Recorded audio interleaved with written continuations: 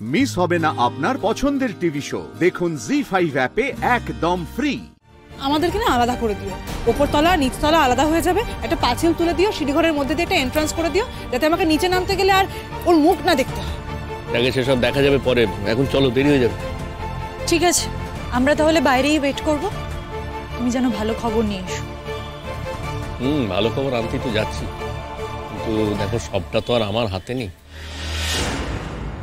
তার মানে তুমি কি বলতে চাইছো? না মানে দেখো, ও যদি ফাইনালি ওখানে গিয়ে আবার বলে যে আমি আর একটু সময় চাই ভাবার জন্য, তখন তো আমার কিছু করার থাকবে না। শুধু একটাই কথা বলবো যে তুমি ঠাকুরের কাছে প্রার্থনা করো যেন এরকম দুর্বুদ্ধি ওর মাথাতে না আসে। এই পাড়ার বউগুলো এসছে না, ওদেরই তো ভয়, ওরাই তো উস্কাবে। দেখা যাক কি হয়। প্রতীক্ষা, ডেকে নাও। হ্যাঁ চলো দাদা, ডেকে নি, চলো ওদের সবাই।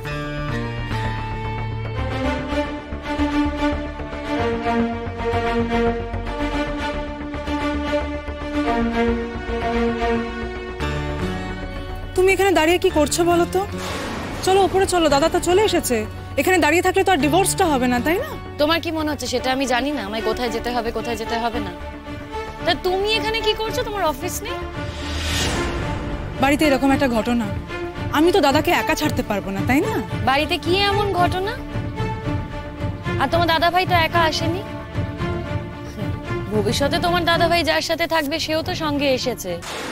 তাই বলছিলাম তোমাদের কিন্তু না এলেও চলতো। আর যদি বুদ্ধি দেওয়ার ব্যাপার বলো, বুদ্ধি দিতে এসেছো বুঝতে পারছে, কিন্তু সেটা বাড়িতেও দিতে পারছে।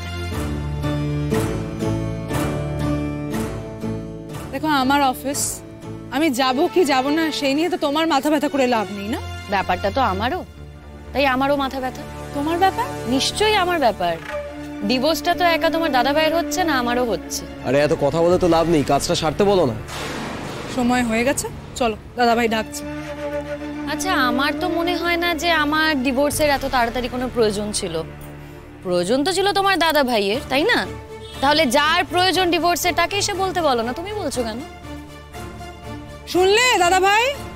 আমাদের কিন্তু 12টাতে টাইম দেওয়া আছে। হ্যাঁ, অনেক দেরি হয়ে যাচ্ছে। পরাগ, যা করবে একটু ভেবেচিন্তে করো ভাই। কিছুই না, খারাপ লাগছে তাই বললাম। এই তো কটা দিন আগের ব্যাপার, সবাই মিলে একসঙ্গে গেলাম, তোমার বিয়েতে কত আনন্দ করলাম, হই হুল্লোড় করলাম, আর আজকে কিনা এই কোর্ট চত্বরে দাঁড়িয়ে আছি। খারাপ তো লাগারই কথা। তবে কি জানো তো, কিছু কিছু ভুল আছে যেগুলো করে ফেললে একবার আর সংশোধন করা যায় না। দেখো, খুব ভালো করে ভেবে দেখো পরাগ, এই মেয়েটা আসার পর তোমাদের বাড়িতে যা যা বদল হয়েছে সে বদল কিন্তু এখনো পর্যন্ত কেউ করতে পারেনি। हाँ पराग, तुम ना शिमूल को समझ ही नहीं पाए। खैर छोड़ो, मुझे तो इस बात का बुरा लग रहा है कि तुम ही असली रतन को पहचान ही नहीं पाए और नकली रतन के पीछे भाग रहे। দেখেছো দেখেছো কি সব বলছে? আমি আবারও বলছি, আমাদের কিন্তু দেরি হয়ে যাচ্ছে, 12টার মধ্যে পৌঁছানোর কথা। বিপাশা দি, সুচরিতা দি, তোমরা একটু ওয়েট করো, আমার বেশি সময় লাগবে না। ওইটা একটা সাইন করবো, এক্ষুনি হয়ে যাবে। আসছি। জি5 ডাউনলোড করুন আর সব এপিসোড দেখুন একদম ফ্রি।